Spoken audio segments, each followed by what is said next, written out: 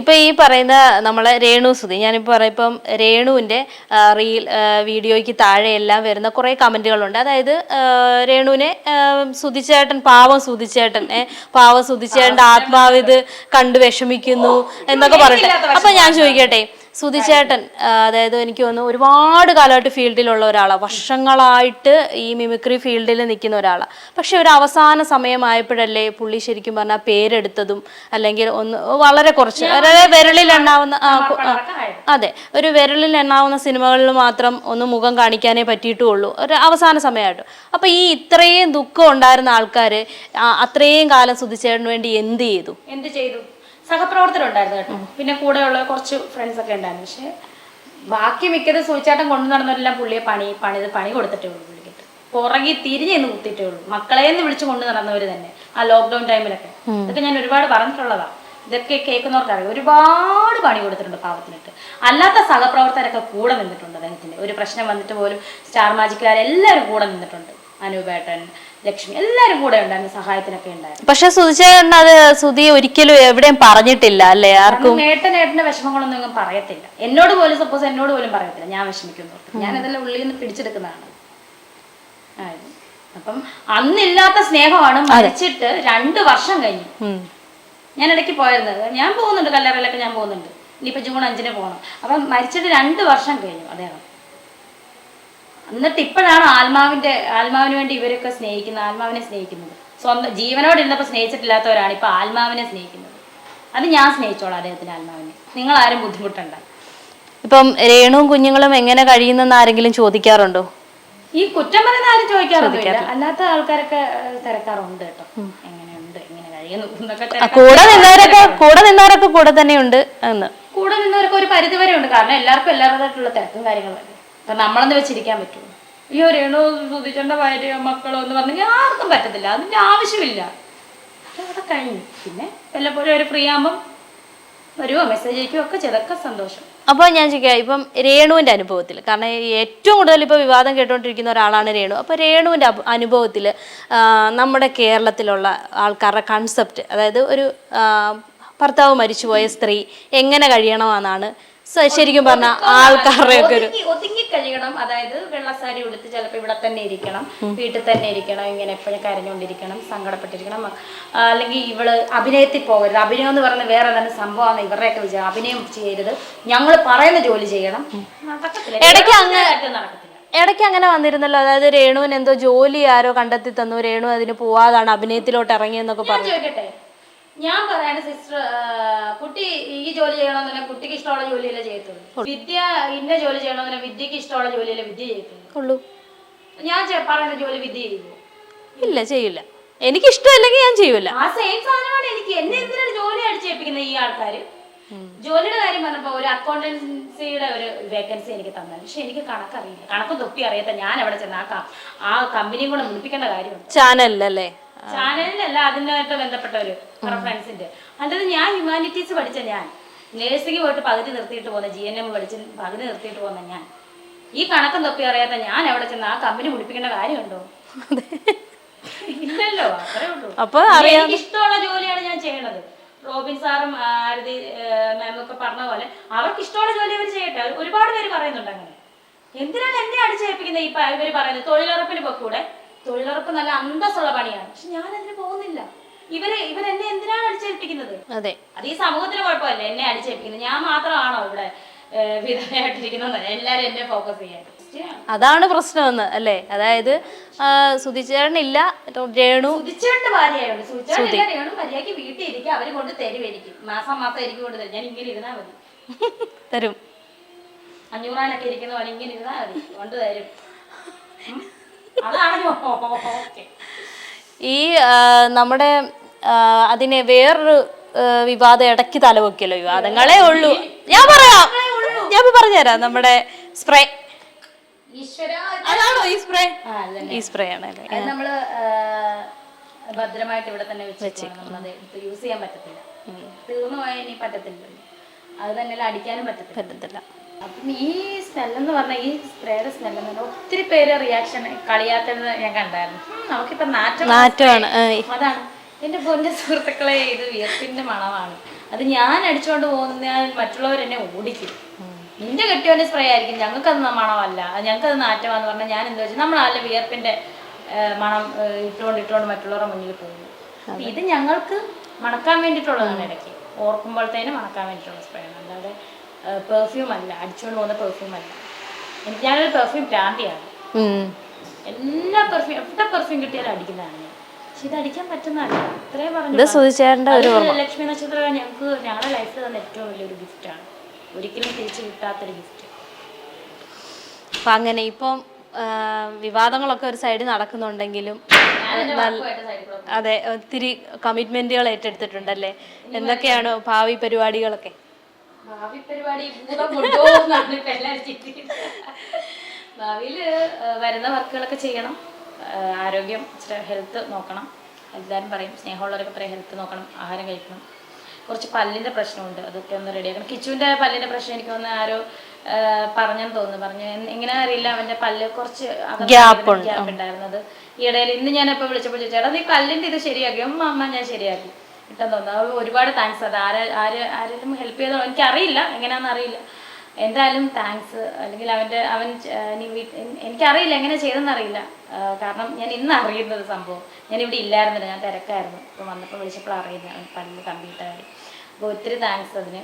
അവന് അടിപൊളിയാക്കി. എൻ്റെ പല്ല് പിന്നെ ഇവിടെ 2 സൈഡിലും ഒടിഞ്ഞ് കയറിപ്പോയിരിക്കുന്ന സാധനമാണ്. ഇപ്പം അതിന് നല്ല ട്രീറ്റ്മെൻറ്റ് ഉണ്ട്. ട്രീറ്റ്മെൻറ്റ് നടന്നുകൊണ്ടിരിക്കുമ്പോഴാണ് സൂചന മരിച്ചു പോയത്. അപ്പം മുന്നോട്ട് നോക്കാം, ട്രീറ്റ്മെൻറ്റ് ചെയ്യാം. പക്ഷെ നേരിട്ട് കാണുമ്പോൾ അത്ര എഫക്റ്റ് വരത്തില്ല, ക്യാമറയിൽ കാണുമ്പോഴാണ് ആ ഒരു വൃത്തികേട് അറിയുന്നത്. പക്ഷേ ഉണ്ടല്ലോ ഇങ്ങനെ ഈ ഒരു തടി മതി. ഇത് പറയുമ്പോ വെക്കാനൊക്കെ എളുപ്പമാണ്, ഇത് കുറയ്ക്കണേ കുറെ കഷ്ടപ്പാടാ. പക്ഷെ ഇപ്പൊ സന്തൂർ മമ്മിയല്ലേ ശരിക്കും? മമ്മിയല്ലേ ഇടാം. കഴിഞ്ഞ ദിവസം കുട്ടിപ്പാവടെ മറ്റേ യൂണിഫോം ഇട്ടു. അമ്മച്ചിയാ തള്ളച്ചിയാ കഞ്ഞി വെക്കാൻ വന്ന അമ്മച്ചി. എനിക്കൊന്നും വിഷയമൊന്നുമില്ല കേട്ടോ, അതൊക്കെ ഞാൻ അക്സെപ്റ്റബിൾ ആണ്. നല്ല ആൾക്കാർ പറഞ്ഞു എന്നെ. നമ്മുടെ ഒരു സെലിബ്രിറ്റിയാണ്, നമ്മൾ നല്ല ഫ്രണ്ടാണ്, പേര് പറയുന്നില്ല, നല്ല ഫ്രണ്ടാണ്. ഒരു പിന്നണി ഗായകൻ, അത്യാവശ്യം ഇപ്പോഴത്തെ ഹിറ്റ് സിനിമകളിലെ പാട്ടുകാരൻ തന്നെയാണ് അദ്ദേഹം. എന്നെ വിളിച്ചിട്ടുണ്ട്, രേണു നീ ചെയ്ത കുറച്ച് ഇത് ആൽബംസ്, അതുപോലെ നീ ചെയ്ത കുറച്ച് വേഷങ്ങൾ അടിപൊളിയായിട്ടുണ്ട്, അതിൽ എനിക്ക് ഏറ്റവും ഇഷ്ടപ്പെട്ട ആ യൂണിഫോം ഇട്ട അടി, അതുപോലെ എടീന്ന് വിളിക്കാനുള്ള അധികാരമുള്ള ഞങ്ങൾ നല്ല ഫ്രണ്ട്സാണ്. അതുപോലെ പിന്നെ എനിക്ക് ഇഷ്ടപ്പെട്ട കരിമിഴി കണ്ണാല് അടിപൊളിയായിരുന്നു. അതെ പറയുന്നത് ഈ പ്രായത്തിൽ നമുക്ക് പട്ടുപാടയും ബ്ലൗസും ഒക്കെ ഇടാനും അല്ലേ, യൂണിഫോം ഒക്കെ ഇടാനും ഒരു ഭാഗ്യം കിട്ടും. ഭാഗ്യമാണ് സുഹൃത്തുക്കളെ. നിങ്ങൾ ഇരുന്ന് കുശുമ്പ് കുത്തിയിട്ടൊന്നും ഒരു കാര്യമില്ല, ഞാൻ ഇങ്ങനെ തന്നെ പോകും.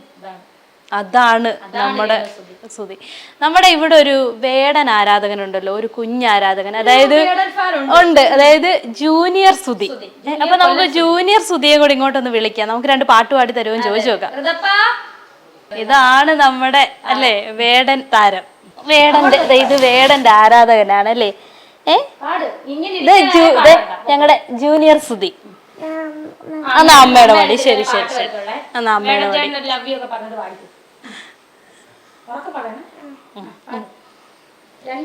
വേടൻ ചേട്ടൻ ഇത് കാണും, വേടൻ ചേട്ടൻ ഇത് കണ്ടിട്ട് വേടൻ ചേട്ടൻ വരും.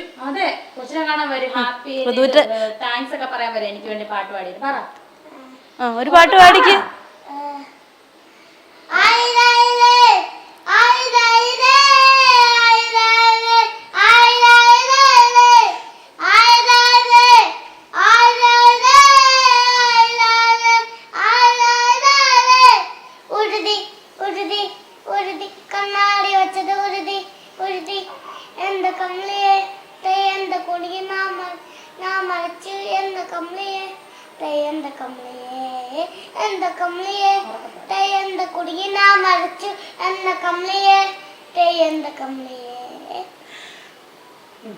ഇനി അടുത്ത കടലമ്മ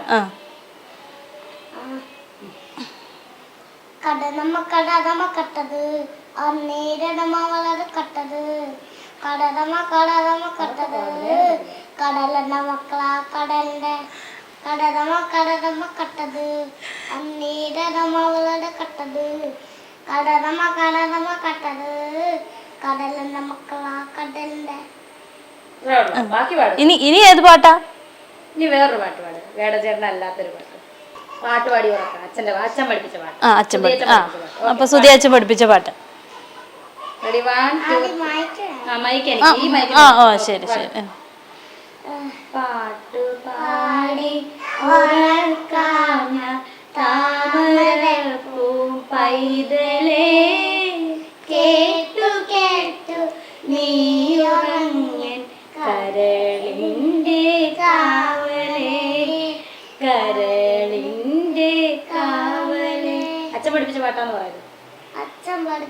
സുധിച്ചേട്ടൻ പഠിപ്പിച്ച പാട്ടാണ്. ഇനി ഉള്ളപ്പോ 3 വയസ്സായപ്പോഴാണ് ഏട്ടൻ മരിച്ചത്. 3 വയസ്സ് തൊട്ട് പഠിപ്പിക്കുന്നതാണ് ഇപ്പൊ. അപ്പൊ ഇനി എന്താ പഠിക്കും? ഇനി എന്താ ഞങ്ങക്ക് പാടി തരുന്ന? അപ്പനെ ഒന്ന് കാണിക്കും. മറ്റേ അപ്പനില്ലേ, മറ്റേ 6-ാം തമ്പുരാനകത്ത് അപ്പൻ. ആണോ? അന്ന് അപ്പൻ തമ്പുരാനെ ഒന്ന് കാണട്ടെ. അപ്പൻ എന്നാണോ പേര് അതിനകത്ത്? കുളപ്പുള്ളിയപ്പൻ. ഒന്നൂടെ കാണട്ടെ ഞങ്ങൾ. ആ ക്യാമറയിലോട്ട് നോക്കിട്ടൊന്ന് കാണിച്ചു. അപ്പം ചിലപ്പോ വളർന്നു വരുമ്പോ സുധിച്ചേക്കനേക്കാളും വലിയ സ്റ്റേജ് ആർട്ടിസ്റ്റ് ആവും. അതെ, വലിയ സ്റ്റേജ് ആർട്ടിസ്റ്റ് ആവും. ഇല്ല, സുധിച്ചേട്ടൻ തന്നെ. രക്ഷപ്പെട്ട. അല്ലെങ്കിൽ ഞാനിപ്പോ എന്തൊക്കെ ഇത് കൂടെ കേട്ടായിരുന്നു. Thank you so much. എന്റെ ഷേപ്പില്ലാത്ത പറഞ്ഞു മനസ്സിലായി പറയുമെന്ന്. ഓക്കെ, അപ്പോൾ നമുക്കിനി കുറെ കമ്മിറ്റ്മെന്റ്സ് ഒക്കെ ഏറ്റെടുത്തിട്ടുണ്ടല്ലോ, അപ്പൊ അതിനെ കുറിച്ചുകൂടെ ഞങ്ങളോട്. കുറച്ച് ആൽബംസ് വരുന്നുണ്ട്, അതുപോലെ വെബ് സീരീസ് വരുന്നുണ്ട്. പിന്നെ ചെയ്യുന്ന സിനിമ ദയാവതം. മഹേന്ദ്ര കേച്ചേരി സാറും സുഭാഷ് ശിവ സാറും 2 ഡയറക്ടേഴ്സാണ് അവരുടെ സിനിമ. അതിൽ ജിൻഡോ ഉണ്ട്, ജിൻഡോ ബ്രോ ഉണ്ട്, രജിത്തേട്ടനുണ്ട്, ഡോക്ടർ രജിത്തേട്ടനുണ്ട്, അതുപോലെ നന്ദകിഷോർ സാറുണ്ട്, കുറച്ച് ആർട്ടിസ്റ്റുകളൊക്കെ ഉണ്ട്. അപ്പം നല്ലൊരു അടിപൊളി സിനിമയാണ്. അപ്പോൾ ഇനിയിപ്പം അടുത്ത ഷെഡ്യൂൾ എനിക്ക് 25-ാം തീയതി തൊട്ട് കയറണം. 25 തൊട്ട് 31 വരെ പാക്കപ്പ് ആവാൻ. അതുപോലെ ചേഞ്ച് എന്ന് പറഞ്ഞ മൂവി, ശിവജി ഗുരുവായൂർ സാറിൻ്റെ മൂവി, മകൻ അഭിനയിക്കുന്ന മൂവി. അതിൽ നിതീഷ് സാറാണ് ഡയറക്ടർ. അപ്പോൾ അതിൽ ബോബനാലിമൂണൻ ചേട്ടനൊക്കെ ഉണ്ട്. നല്ലൊരു ക്യാരക്ടറാണ്. ദാസേട്ടനുണ്ട്, അത് പ്രത്യേകിച്ച് പറയാണ്. ഞങ്ങൾ തമ്മിൽ ഒരു കോമ്പിനേഷനും ഇല്ല. പക്ഷേ അതിനകത്ത് കമന്റ് വന്നേക്കുന്നത് ഈ ദാസപ്പൻ ഇവളെ വിട്ടിട്ടില്ല എന്നൊക്കെയുള്ള ഞങ്ങളൊരു ഇത് ഇറങ്ങിയായിരുന്നു, പാക്കപ്പിന്റെ ഒരു വീഡിയോ. അപ്പോൾ അതിനകത്ത് കമന്റ്. പക്ഷെ ഞാനും ദാസേട്ടനും രണ്ട് സമയത്താണ് പോയി അഭിനയിച്ചത്. ഞങ്ങൾ 2 കോമ്പിനേഷനേ ഇല്ല. അദ്ദേഹം വേറൊരു ക്യാരക്ടർ, ഞാൻ വേറൊരു ക്യാരക്ടർ. അപ്പൊ എന്തൊക്കെയാണ് ജനങ്ങൾ പറയുന്നതെന്നാണ്. അപ്പം സിനിമ ജൂലൈയിൽ മുമ്പ് ഇറങ്ങുമെന്നാണ് അറിഞ്ഞിരിക്കുന്നത്. അപ്പം അതിനും എല്ലാവരുടെയും സപ്പോർട്ട് വേണം. നല്ലൊരു മൂവിയാണ്, നല്ല ക്യാരക്ടറാണ് ഞാൻ ചെയ്തേക്കുന്നത്. എനിക്ക് വളരെ ഇഷ്ടപ്പെട്ടു. അപ്പം ദയാവതത്തിൽ വ്യത്യസ്ത ഒരു ക്യാരക്ടറാണ്. അപ്പം അതിനെയും കിടക്കുന്നു അഭിനയിക്കാൻ. പിന്നെ ആൽബംസിന് നാളെ ഞങ്ങളുടെ കരിമിഴി കണ്ണാലേൻ്റെ വിജയാഘോഷമാണ്. പ്രൊഡ്യൂസർ ഇറ്റലിയിൽ നിന്ന് വന്നിട്ടുണ്ട്. അപ്പോൾ അത് വലിയൊരു അവാർഡ് ദാനമൊക്കെ നമുക്ക് തരുവാണ്, അവരുടെ സന്തോഷം. അതുപോലെ അത് കഴിഞ്ഞിട്ട് തൻസീർ കൂത്തുപറമ്പ് ആളുടെ ആൽബം എന്നെയും പ്രതീക്ഷനെയും വെച്ചിട്ട് ഒരു പ്രോജക്റ്റ് വന്നിട്ടുണ്ട്. അതുപോലെ എനിക്ക് തോന്നുന്നു ആലൻ ജോസ് പെരേര എന്ന് പറയുന്ന അദ്ദേഹമായിട്ട് ഒരു വെബ് സീരീസ് 22 തോന്നുന്നു ഷൂട്ട്. അപ്പൊ അങ്ങനെ കുറെ നല്ല ആൽബംസും കാര്യങ്ങളും ഒക്കെ വരുന്നുണ്ട്.